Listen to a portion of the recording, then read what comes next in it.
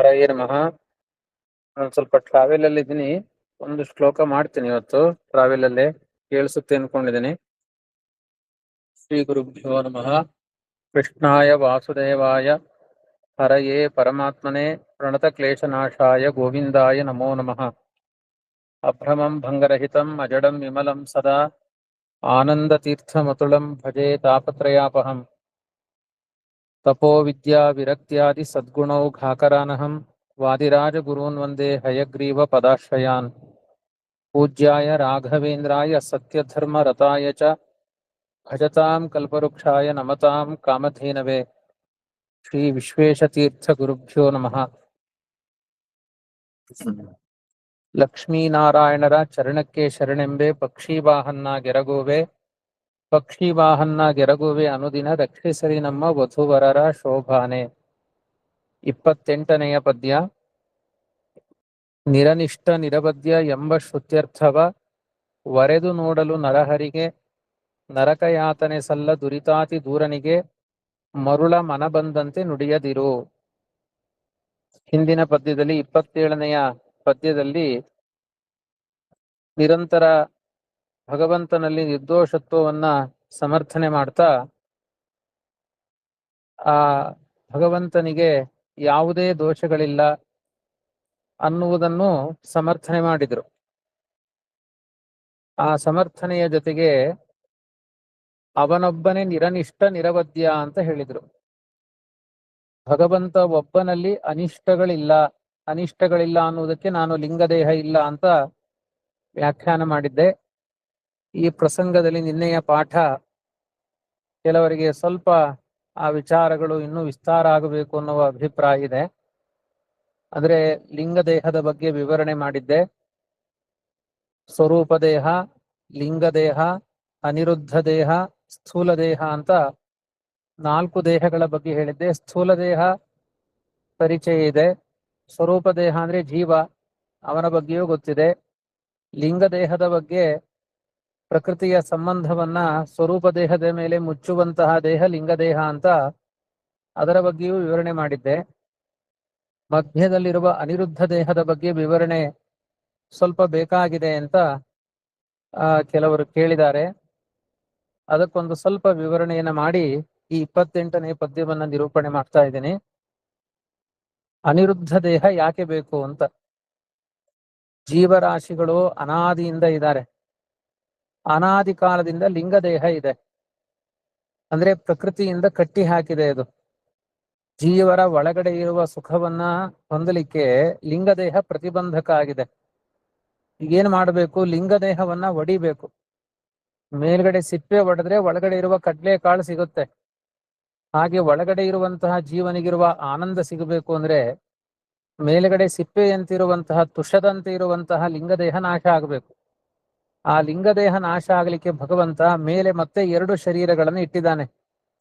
ಒಂದು ಅನಿರುದ್ಧ ಶರೀರ, ಇನ್ನೊಂದು ಸ್ಥೂಲ ಶರೀರ. ಇದನ್ನ ಸಾಧನ ಶರೀರ ಅಂತಾನೆ ಕರೀತಾರೆ. ಸ್ಥೂಲ ಶರೀರ ಅನ್ನೋಕ್ಕಿಂತ ಸಾಧನೆ ಮಾಡಿಕೊಂಡು ಆ ಲಿಂಗ ಶರೀರವನ್ನ ಹೊಡಿಬೇಕು. ಲಿಂಗ ಶರೀರ ನಾಶ ಆಯ್ತು ಅಂದ್ರೆ ಸ್ವರೂಪ ಶರೀರದಲ್ಲಿರುವಂತಹ ಸುಖ ದುಃಖಗಳ ಅಭಿವ್ಯಕ್ತಿ ಆಗುತ್ತೆ. ಸ್ಥೂಲ ದೇಹದಲ್ಲಿ ಕರ್ಮಗಳನ್ನ ಮಾಡಿದ್ರೆ ಅದು ಸುಖ ದುಃಖ ಪುಣ್ಯ ಪಾಪಗಳಿಗೆ ಕಾರಣವಾಗುತ್ತೆ. ಒಳ್ಳೆ ಸತ್ಕರ್ಮಗಳಿಂದ ಲಿಂಗದೇಹ ಭಂಗ ಆಗುತ್ತೆ. ಅದಕ್ಕೆ ಅನಿರುದ್ಧ ದೇಹ ಯಾಕೆ ಬೇಕು ಅಂತ ಅದೊಂದು ಸೂಕ್ಷ್ಮ ದೇಹವೇ.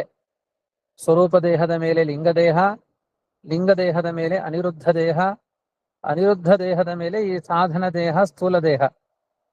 ಅನಿರುದ್ಧ ದೇಹದ ವ್ಯಾಪಾರ ಏನು ಅಂತ ಜಿಜ್ಞಾಸೆ ಇದೆ. ಅದಕ್ಕೊಂದು ಉತ್ತರವನ್ನು ಹೇಳ್ತೇನೆ. ಈಗ ನೋಡಿ, ಸ್ಥೂಲ ದೇಹ ಕೃತವಾದ ಕರ್ಮಗಳು. ನಾವೀಗ ಸ್ಥೂಲವಾದ ಪಂಚಭೂತದ ದೇಹದಲ್ಲಿ ಇದ್ದೀವಿ. ಈ ದೇಹದಲ್ಲಿ ಮಾಡಿದ ಕರ್ಮಗಳು ಇನ್ನೊಂದು ಜನ್ಮಗಳಿಗೆ ಕಾರಣವಾಗುತ್ತೆ. ನಮ್ಮ ಮುಂದಿನ ಜನ್ಮವನ್ನ ನಿರ್ಣಯ ಮಾಡುವಂತಹ ದೇಹ ಈ ಸ್ಥೂಲ ದೇಹ. ಅದನ್ನ ಸಾಧನ ದೇಹ ಅಂತ ಕರೀತಾರೆ. ಪುಣ್ಯೇನ ಪುಣ್ಯಂ ಪಾಪೇನ ಪಾಪಂ ಲೋಕಂ ನಯತಿ ಅಂತ. ಸತ್ಕರ್ಮವನ್ನು ಮಾಡಿದ್ರೆ ಒಳ್ಳೆಯ ದೇಹಗಳಿಗೆ ಕರೆದುಕೊಂಡು ಹೋಗುತ್ತೆ. ಅಸತ್ಕರ್ಮಗಳನ್ನು ಮಾಡಿದ್ರೆ ಕೆಟ್ಟ ನರಕಾದಿ ಅನರ್ಥಗಳು, ಕೆಟ್ಟ ಯೋನಿಗಳಿಗೆ ಕರ್ಕೊಂಡು ಹೋಗುತ್ತೆ.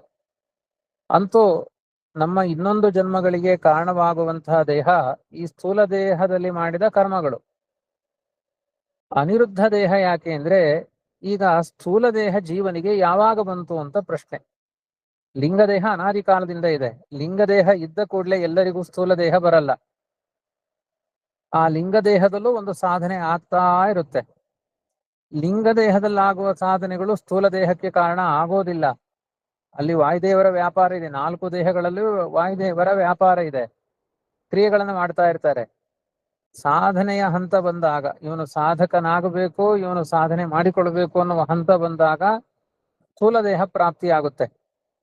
ಆದ್ರೆ ನಾನು ಅವಾಗ ಹೇಳಿದ್ನಲ್ಲ, ಯಾವುದೇ ಸ್ಥೂಲ ದೇಹ ಬರಬೇಕಾದ್ರೂ ಸ್ಥೂಲ ದೇಹದಲ್ಲಿ ಮಾಡಿದ ಕರ್ಮಗಳು ಸ್ಥೂಲ ದೇಹಕ್ಕೆ ಕಾರಣವಾಗುತ್ತೆ. ಈಗ ಸ್ವರೂಪ ದೇಹವು ಸೂಕ್ಷ್ಮ, ಲಿಂಗ ದೇಹವೂ ಸೂಕ್ಷ್ಮ. ಹೀಗಿದ್ದಾಗ ಆ ದೇಹದಿಂದ ಕರ್ಮಗಳು ಹೇಗೆ, ಅದರಿಂದ ಸ್ಥೂಲ ದೇಹ ಹೇಗೆ? ಲಿಂಗ ದೇಹದಿಂದಲೇ ಸ್ಥೂಲ ದೇಹ ಪ್ರಾಪ್ತಿಯಾಗುವುದು ಅಂತಾದ್ರೆ ಅನಾದಿ ಕಾಲದಿಂದ ಸ್ಥೂಲ ದೇಹಗಳು ಬರಬೇಕಾಗಿತ್ತು, ಸಾಧನ ದೇಹ ಬರಬೇಕಾಗಿತ್ತು. ಹಾಗೆ ಬಂದಿಲ್ಲ. ನಾವು ಅನಂತ ಸೃಷ್ಟಿಯ ನಡುಭಾಗದಲ್ಲಿ ಈ ಸಂಸಾರಕ್ಕೆ ಲ್ಯಾಂಡ್ ಆಗಿದ್ದೀವಿ. ಸೃಷ್ಟಿ ಅನಂತ ಕಾಲದಿಂದ ನಡೀತಾ ಇದೆ. ನಾವಿವಾಗ ಬಂದಿದ್ದೇವೆ. ಈಗ ಬರಲಿಕ್ಕೆ ಸ್ಥೂಲ ದೇಹ ಕೃತವಾದ ಕರ್ಮಗಳು ಕಾರಣ. ಸ್ಥೂಲ ದೇಹ ಯಾವಾಗ ಕ್ರಿಯೇಟ್ ಆಯ್ತು? ಲಿಂಗ ದೇಹದಿಂದ ಸ್ಥೂಲ ದೇಹ ಕ್ರಿಯೇಟ್ ಆಗಲ್ಲ.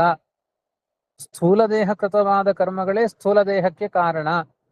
ಹೀಗಿದ್ದಾಗ ಸ್ಥೂಲ ದೇಹ ಹೇಗೆ ಬಂತು ಜೀವರಿಗೆ ಎನ್ನುವ ಪ್ರಶ್ನೆ ಬಂತು. ಅಂದ್ರೆ ಸ್ಥೂಲ ದೇಹ ಇಲ್ಲದೆ ಇನ್ನೊಂದು ಸ್ಥೂಲ ದೇಹ ಇಲ್ಲ. ಒಂದು ಸ್ಥೂಲ ದೇಹ ಬರಲಿಕ್ಕೆ ಸ್ಥೂಲ ದೇಹದಲ್ಲಿ ಮಾಡಿದ ಕರ್ಮಗಳು ಕಾರಣ. ಆ ಕರ್ಮಗಳಿಗೆ ಮತ್ತೆ ಒಂದು ಸ್ಥೂಲ ದೇಹ ಬೇಕು. ಹೀಗೆ ಅನ್ಯೋನ್ಯಾಶ್ರಯ ದೋಷ ಅಂತ ಕರೀತಾರೆ. ಕರ್ಮ ಇಲ್ಲದೆ ಸ್ಥೂಲ ದೇಹ ಕೃತ ಕರ್ಮ ಇಲ್ಲದೆ ಸ್ಥೂಲ ದೇಹ ಇಲ್ಲ.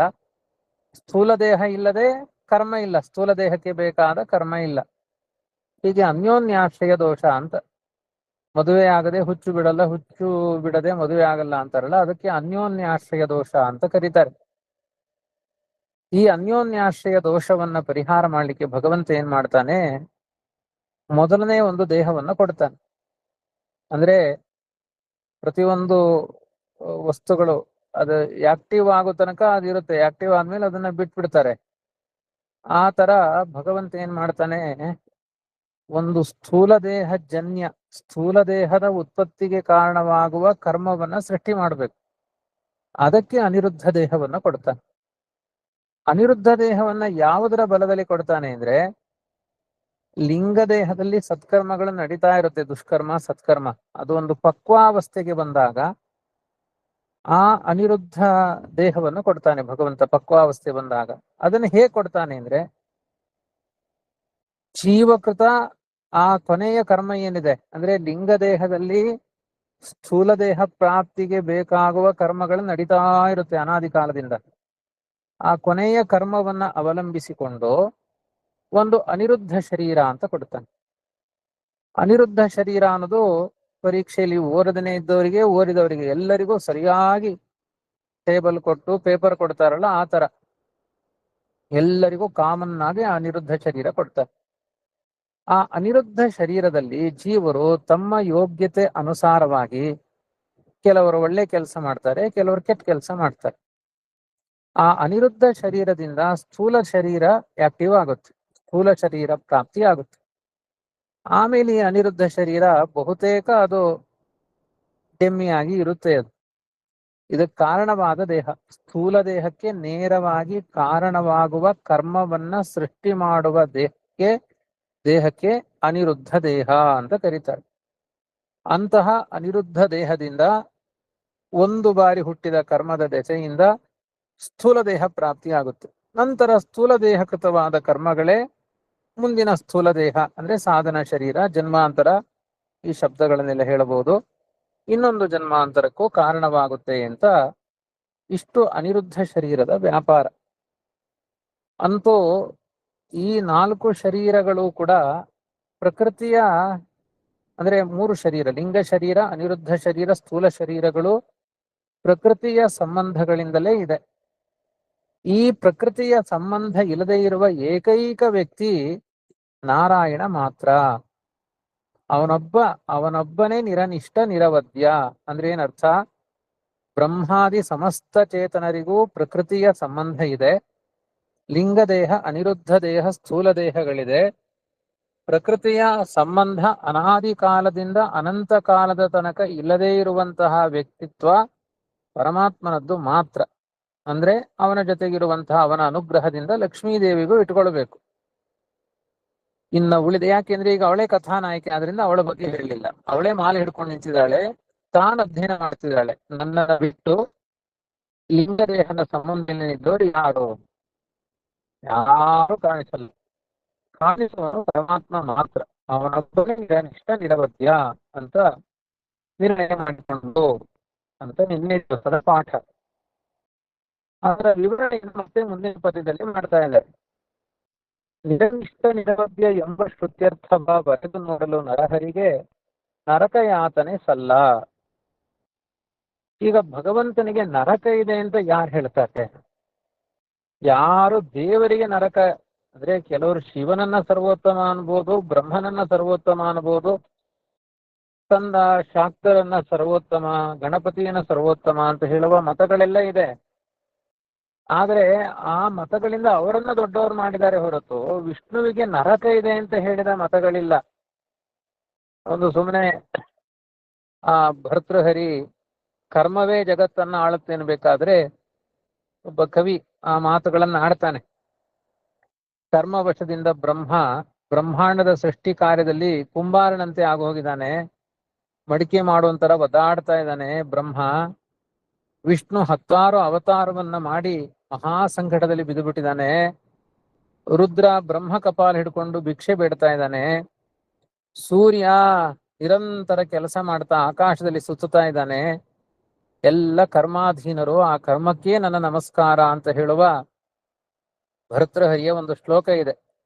ಬ್ರಹ್ಮ ಏನ ಕುಲಾಲವನ್ ನಿಯಮಿತೋ ಬ್ರಹ್ಮಾಂಡ ಭಾಂಡೋದರೇ ವಿಷ್ಣುರೇನ ದಶಾವತಾರ ಗಹನೆ ಕ್ಷಿಪ್ತೋ ಮಹಾಸಂಕಟೆ ರುದ್ರೋ ಏನ ಕಪಾಲ ಪಾಣಿ ಪುಟಕೆ ಭಿಕ್ಷಾಟನಂ ಕಾರಿತಃ ಸೂರ್ಯೋ ಭ್ರಾಮ್ಯತಿ ಏನ ಖೇ ಅನವರತಂ ತಸ್ಮೈ ನಮಃಕರ್ಮಣೆ ಅಂತ ಕರ್ಮವೇ ಜಗತ್ತನ್ನ ಆಡುತ್ತೆ ಅಂತ ಈ ತರ ಒಂದು ಮಾತಿದೆ.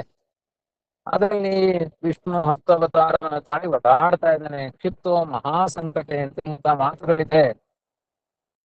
ಆದ್ರೆ ಆ ಭರ್ತೃಹರಿಯ ಮಾತಿಗೆ ಅವನು ಹುಚ್ಚ ಮುರುಳ ಮನಬಂದಂತೆ ನುಡಿದಿರುವಂತ ಆ ಭರ್ತೃಹರಿಯನ್ನ ಟಾರ್ಗೆಟ್ ಮಾಡ್ಕೊಂಡೇನು ಮಾತನಾಡಿಲ್ಲ ಆಚಾರ್ಯರಲ್ಲಿ. ಯಾರನ್ನ ಉದ್ದೇಶವಾಗಿಟ್ಟುಕೊಂಡು ಇಂತಹ ಮಾತುಗಳನ್ನ ಆಡ್ತಾ ಇದ್ದಾರೆ ಅದನ್ನ ಒಂದು ಸ್ವಲ್ಪ ಉದ್ದೇಶ ಅರ್ಥ ಮಾಡಿ. ಮರುಳ ಮನಬಂದಂತೆ ನುಡಿಯದಿರುವಂತ ಒಬ್ಬ ವಾದಿ, ಯಾರೋ ಒಬ್ಬ ನರಕ ಹೇಳಿದಾನೆ, ಒಬ್ಬ ವಾದಿ. ಆ ವಾದಿಯನ್ನು ಉದ್ದೇಶವಾಗಿಟ್ಟುಕೊಂಡು ವಾದಿಯಾದರು ಮರುಳ ಹುಚ್ಚ ಅಂತ ಹೇಳ್ತಾ ಇದ್ದಾರೆ. ಯಾರು ಆ ವಾದಿ ಎನ್ನುವುದಕ್ಕೆ ವಾದಿರಾಜರಲ್ಲಿ ಒಂದು ಕಲ್ಪಲತಾ ಅನ್ನುವ ಗ್ರಂಥ ಇದೆ. ಆ ಕಲ್ಪಲತಾ ಅನ್ನುವ ಗ್ರಂಥದಲ್ಲಿ ನಾರಾಯಣನಿಗೆ ನರಕವನ್ನು ಹೇಳುವಂತಹ ಮತ ಜೈನ ಮತ ಅಂತ ಹೇಳಿದ್ದಾರೆ. ಒಂದು ಅರ್ಥ ಮಾಡಿಕೊಳ್ಬೇಕು, ಜೈನ ಮತ ಬೌದ್ಧ ಮತ ವೇದಗಳನ್ನ ನಿಂದನೆ ಮಾಡುವ ಮತ. ಅವರು ವೇದ ಪ್ರಾಮಾಣ್ಯವನ್ನು ಅಂಗೀಕಾರ ಮಾಡಲ್ಲ.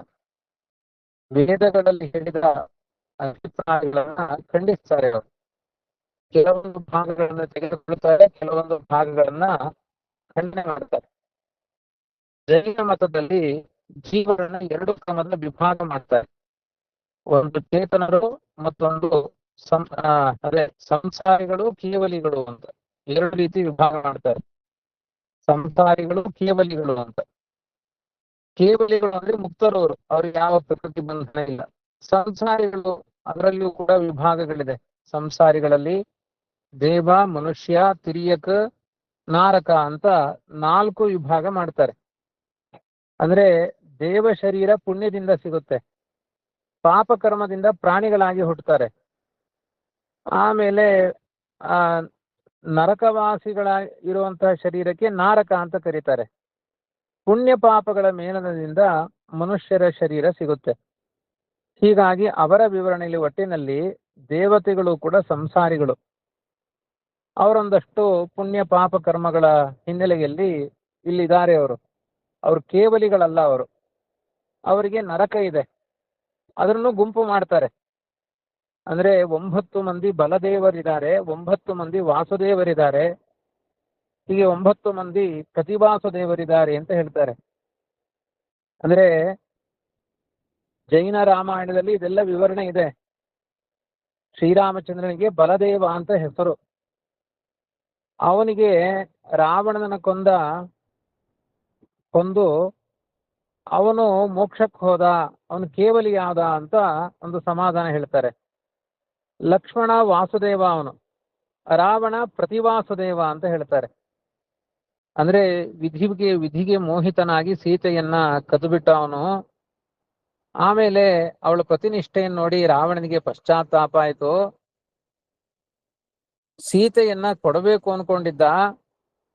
ಅಷ್ಟರಲ್ಲಿ ಲಕ್ಷ್ಮಣ ಬಂದು ಅವನನ್ನ ಸಂಹಾರ ಮಾಡಿಬಿಟ್ಟ. ಪಶ್ಚಾತ್ತಾಪ ಪಟ್ಟ ರಾವಣನನ್ನ ಸಂಹಾರ ಮಾಡಿದ್ದಕ್ಕೆ ಲಕ್ಷ್ಮಣ ಜನ್ಮಾಂತರದಲ್ಲಿ ಮತ್ತೆ ಹುಟ್ಟಬೇಕಾಯ್ತು. ರಾಮನಿಗೆ ಗೊತ್ತಾಯ್ತು ರಾವಣನಿಗೆ ಪಶ್ಚಾತ್ತಾಪ ಆಗಿದೆ, ಒಳ್ಳೆಯವನಾಗಿದ್ದಾನೆ ಅಂತ ತಿಳ್ಕೊಂಡ. ಹಾಗಾಗಿ ರಾವಣ ಕೇವಲಿಯಾದ, ಅವನಿಗೆ ಮೋಕ್ಷ ಆಯ್ತು. ರಾಮ ಕೇವಲಿಯಾದ, ಅವನಿಗೆ ಮೋಕ್ಷ ಆಯ್ತು. ಅಲ್ಲಿಯ ತನಕ ರಾಮ ನರಕ, ಸಂಸಾರ, ಸ್ವರ್ಗ ಅಂತ ಹೀಗೆ ಒದಾಡ್ತಾ ಇದ್ದ ಅಂತ ಜೈನ ರಾಮಾಯಣದಲ್ಲಿ ಹೇಳಿದ್ದಾರೆ. ಜೈನ ಮತದಲ್ಲೂ ಹಾಗೆ ಪ್ರತಿಪಾದನೆ ಮಾಡ್ತಾರೆ. ಒಟ್ಟಿನಲ್ಲಿ ದೇವರಿಗೆ ನರಕ ಇದೆ ಅಂತ ಹೇಳುವ ಮತ ವೇದವನ್ನ ನಿಂದನೆ ಮಾಡುವ ಜೈನ ಮತ. ಅದನ್ನಿಟ್ಟುಕೊಂಡು ಇಲ್ಲಿ ವಾದಿರಾಜರು ಹೇಳ್ತಾ ಇದ್ದಾರೆ, ಮರುಳ ಮನಬಂದಂತೆ ನುಡಿಯದಿರೋ. ನಿನ್ನ ಬಾಯಿಗೆ ಬಂದ ಹಾಗೆ ಆ ವಿಭಾಗ ಯಾರು ಮಾಡಿದ್ರು? 9 ಮಂದಿ ಬಲದೇವರು, 9 ಮಂದಿ ವಾಸುದೇವರು, 9 ಮಂದಿ ಪ್ರತಿವಾಸುದೇವರು ಅನ್ನೋ ವಿಭಾಗಗಳನ್ನ ನಿನಗೆ ಹೇಳಿಕೊಟ್ಟವರು ಯಾರು? ಇದಕ್ಕೆ ಆಧಾರ ಏನು? ಹುಚ್ಚರ ಹಾಗೆ ನಾವೇ ಒಂದು ಕಲ್ಪನೆ ಮಾಡಿಕೊಂಡು ಕನಸಿನಲ್ಲಿ ಬಿದ್ದದ್ದೆಲ್ಲ ಎಚ್ಚರದಲ್ಲಿ ಸತ್ಯ ಅಂತ ನೋಡಿಕೊಂಡು ಹೋಗುವ ಮೂರ್ಖನಂತೆ ಆಗಿದೆ ನೀನು. ಬಾಯಿಗೆ ಬಂದ ಹಾಗೆ ಅದನ್ನ ಮಾತನಾಡಬೇಡ. ನಿರನಿಷ್ಠ ನಿರವಧ್ಯ ಎಂಬ ಶ್ರುತ್ಯರ್ಥವ ವರೆದು ನೋಡಲು ಅಂದ್ರೆ ಚೆನ್ನಾಗಿ ಪರೀಕ್ಷಿಸಿ ನೋಡಿದಾಗ ನರಹರಿಗೆ ನರಕ ಯಾತನೆ ಸಲ್ಲ. ಯಾಕೆ ಸಲ್ಲ ಅಂದ್ರೆ ಶ್ರುತಿ ಹೇಳ್ತಾ ಇದೆ, ನಕರ್ಮಣ ವರ್ಧತೆ ನೋಕನೀಯಾನಂತ. ಪರಮಾತ್ಮನಿಗೆ ಕರ್ಮಗಳ ಸಂಬಂಧವೇ ಇಲ್ಲ. ಕರ್ಮ ಇದ್ದವನಿಗೆ ಅವನಿಗೆ ಪುಣ್ಯ ಪಾಪಗಳನ್ನ ಹೇಳಬೇಕು. ಕರ್ಮಗಳ ಸಂಬಂಧವೇ ಇಲ್ಲ. ನಾನು ಹೇಳಿದ್ನಲ್ಲ, ಲಿಂಗದೇಹ ಇದ್ದವರಿಗೆ ಸ್ಥೂಲ ದೇಹ ಪ್ರಾಪ್ತಿ, ತಜ್ಜನ್ಯವಾದ ಕರ್ಮ. ಪರಮಾತ್ಮನಿಗೆ ಈ ತರ ಯಾವ ದೇಹಗಳೂ ಇಲ್ಲ. ಕರ್ಮಗಳಿಂದ ದೊಡ್ಡವನಾಗಲ್ಲ, ಕರ್ಮಗಳಿಂದ ಅಧಮನಾಗಲ್ಲ ಪರಮಾತ್ಮ. ನಾವು ಒಳ್ಳೆ ಕೆಲಸ ಮಾಡಿದ್ರೆ ದೊಡ್ಡವರಾಗ್ತೀವಿ, ನೀಚ ಕರ್ಮ ಮಾಡಿದ್ರೆ ಅಧಮರಾಗ್ತೀವಿ. ಈ ಕರ್ಮ ನಿಮಿತ್ತವಾದ ಏನು ಅಭಿವೃದ್ಧಿ ಕ್ರಾಸಗಳು ಪರಮಾತ್ಮನಿಗಿಲ್ಲ. ಮತ್ತೆ ಜನ್ಮನೂ ಇಲ್ಲ ಪರಮಾತ್ಮನಿಗೆ. ಹಿಂದಿನ ಜನ್ಮದಲ್ಲಿ ಮಾಡಿದ ಕರ್ಮ ಈ ಜನ್ಮದ ಸುಖ ದುಃಖಗಳಿಗೆ ಕಾರಣ ಅಂತ ಹೇಳಬೇಕು. ಪರಮಾತ್ಮನಿಗೆ ಹಿಂದಿನ ಜನ್ಮ ಅನ್ನೋ ವ್ಯವಸ್ಥೆಯೂ ಇಲ್ಲ. ಪ್ರಾಜನ್ಮಾರ್ಜಿತ ದುಷ್ಕರ್ಮ ದುಃಖ ಮೂಲಂ ದುಬಂಧುನ ನಕರ್ಮಣ ಬದ್ಧತೆಯೋ ನೋಕನೀಯಾನ್ ಕುತೋಸ್ಯ ತತ್ವ ಅಂತ ಯುಕ್ತಿ ಮಲ್ಲಿಕೆಯಲ್ಲಿ ಒಂದು ವಾದಿರಾದರೆ ಯುಕ್ತಿ. ಪ್ರತಿಯೊಬ್ಬ ಜೀವರಾಶಿಗಳಿಗೂ ಸುಖ ದುಃಖಗಳಿಗೆ ಮೂಲ ಕಾರಣ ಯಾವುದು ಅಂದ್ರೆ ಹಿಂದಿನ ಜನ್ಮದಲ್ಲಿ ಮಾಡಿದ ದುಷ್ಕರ್ಮ ಅಥವಾ ಸತ್ಕರ್ಮಗಳು. ಆದರೆ ಯಾವುದೇ ಕರ್ಮದಿಂದ ಹಿಂದಿನ ಜನ್ಮದ ಕರ್ಮ, ಹಿಂದಿನ ಜನ್ಮ ಅನ್ನುವ ವ್ಯವಸ್ಥೆಯೇ ಇಲ್ಲದೆ ಇರುವಂತಹ ಪರಮಾತ್ಮನಿಗೆ ಕರ್ಮದ ಸಂಬಂಧ ಎಲ್ಲಿ? ಆ ಕರ್ಮ ನಿಮಿತ್ತವಾದ ನರಕ ಎಲ್ಲಿ? ಹೀಗೆ ನಮ್ಮ ಶ್ರುತಿಗಳ ಅಭಿಪ್ರಾಯ ಇದೆ. ಅದನ್ನು ನೀನು ಚೆನ್ನಾಗಿ ವಿಮರ್ಶೆ ಮಾಡಿದ್ರೆ ಯಾವ ಶ್ರುತಿಗಳು ಕೂಡ ಪರಮಾತ್ಮನಿಗೆ ನರಕವನ್ನ ಹೇಳ್ತಾ ಇಲ್ಲ. ಶ್ರುತಿಗಳು ಮಾತ್ರ ಅಲ್ಲ, ಯಾವ ವಾದಿಗಳು ಜೈನ ಮತವನ್ನ ಬಿಟ್ಟು ಇನ್ನ ಉಳಿದ ಯಾವ ವಾದಿಗಳು ಕೂಡ ಪರಮಾತ್ಮನಿಗೆ ನರಕವನ್ನ ಹೇಳಲಿಲ್ಲ. ಯಾರು ಕೂಡ ಅವನನ್ನ ಸರ್ವೋತ್ತಮ ಅಂತ ಹೇಳಿದ್ದಾರೋ ಬಿಟ್ಟಿದ್ದಾರೋ. ನರಕ ಇದೆ ಎನ್ನುವುದನ್ನ ವಿಷ್ಣುವಿಗೆ ನರಕ, ಕೃಷ್ಣನಿಗೆ ನರಕ ಅನ್ನುವ ಮಾತುಗಳನ್ನ ಆಡಿಲ್ಲ. ಹಾಗಾಗಿ ನಿರನಿಷ್ಠ ನಿರವಧ್ಯ ಅನ್ನುವ ಶ್ರುತಿ ಪ್ರತಿಪಾದ್ಯನಾದ ಸಮಸ್ತ ಕಲ್ಯಾಣ ಗುಣಗಳಿಂದ ಪೂರ್ಣನಾದವನು ಪರಮಾತ್ಮ ಒಬ್ಬನೇ. ಅವನಲ್ಲಿ ತಿಲಮಾತ್ರದಷ್ಟೂ ದೋಷಗಳಿಲ್ಲ. ಹುಚ್ಚ, ನೀನು ಬಾಯಿಗೆ ಬಂದ ಹಾಗೆ ಮಾತಾಡ್ಲಿಕ್ಕೆ ಹೋಗಬೇಡ, ನೀನು ಅಪರಾಧಿ ಆಗ್ತಿ ಈ ತರ ಮಾತನಾಡಿದ್ರೆ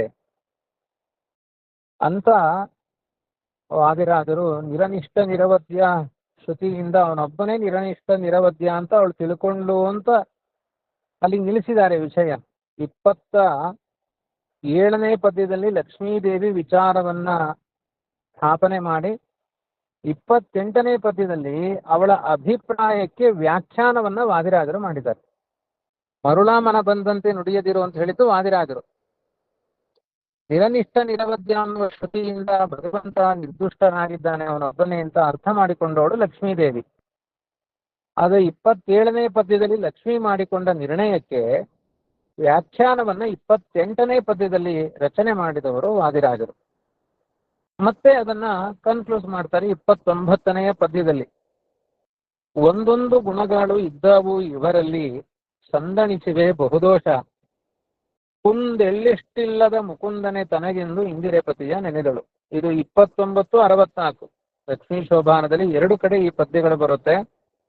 ತುಂಬಾ ಮುಖ್ಯವಾದ ಪದ್ಯ ಇದೊಂದು. ಒಂದೊಂದು ಗುಣಗಳು ಇದ್ದವು ಇವರಲ್ಲಿ, ಸಂದಣಿಸಿವೆ ಬಹುದೋಷ.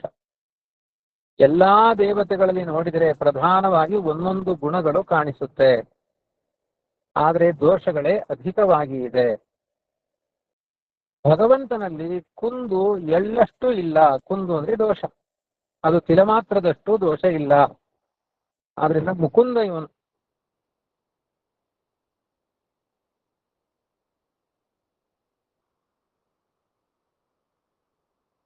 ಇಲ್ಲದೆ ಇರುವ ಮುಚಂ ದದಾರಿ, ಮುಚುಳ್ರು ಮೋಕ್ಷಣೆ, ಮೋಕ್ಷವನ್ನ ಕೊಡ್ತಾನೆ. ಶಾಶ್ವತ ಆನಂದ, ದುಃಖ ಅಸಂಭಿನ್ನವಾದ ಸುಖವನ್ನ ಕೊಡ್ತಾನೆ. ಅಂದ್ರೇನು? ದುಃಖದ ಲೇಪವೂ ಇಲ್ಲದ, ದುಃಖದ ಲವಲೇಶವೂ ಇಲ್ಲದ ಸುಖವನ್ನ ಕೊಡ್ತಾನೆ.